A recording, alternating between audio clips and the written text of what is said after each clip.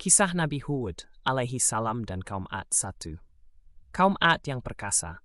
Pada zaman setelah Nabi Nuh alaihi salam, hiduplah sebuah kaum yang sangat kuat dan sombong, bernama kaum Ad.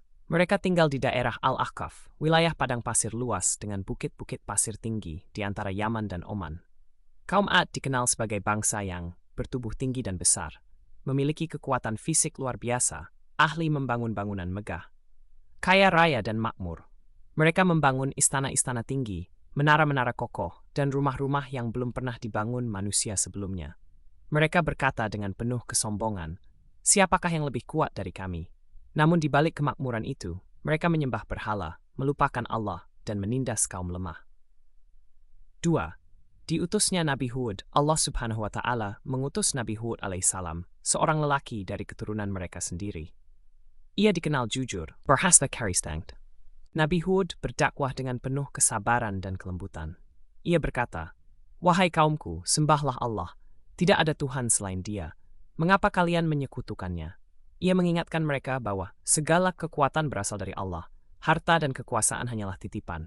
Kesombongan akan membawa kehancuran. Nabi Hud tidak meminta upah, tidak menginginkan kekuasaan, hanya ingin kaumnya kembali ke jalan yang benar. 3. Penolakan dan kesombongan kaum Ad. Namun kaum Ad menolak dakwah Nabi Hud. Mereka mengejeknya dan berkata, "Kami tidak melihatmu sebagai orang yang lebih baik dari kami. Engkau hanyalah orang bodoh." Sebagian dari mereka bahkan menuduh Nabi Hud, gila, kerasukan roh jahat, pendusta. Mereka berkata dengan angkuh, "Jika engkau benar, datangkanlah azab yang engkau ancamkan itu." Kesombongan mereka semakin menjadi-jadi. Mereka merasa pergi dan tubuh kuat, asal dengan memiliki terampun. 4. Kekeringan sebagai brave, mulai kantor indikal slam. Hujan berhenti turun, tanah menjadi kering, ladang-ladang mati, ternak kelaparan. Tahun demi tahun berlalu tanpa hujan. Nabi Hud kembali memperingatkan, "Mohonlah ampun kepada Tuhanmu, niscaya Dia akan menurunkan hujan dan menambah kekuatanmu." Namun kaum Ad tetap keras kepala. Mereka justru meminta hujan kepada berhala-berhala mereka. 5.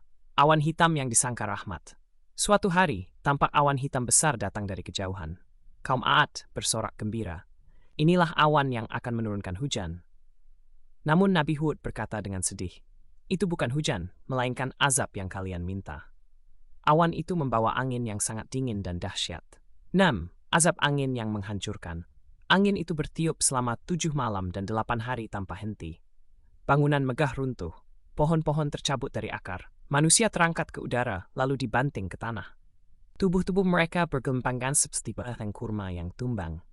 Kekuasaan kesomatsas yang mereka banggakan tidak mampu menyelamatkan mereka.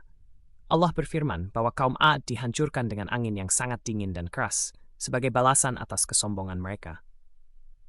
7. Keselamatan Nabi Hud dan pengikutnya. Sementara itu, Nabi Hud dan orang-orang yang beriman diselamatkan oleh Allah. Mereka berlindung atas izinnya dan tidak tersentuh azab.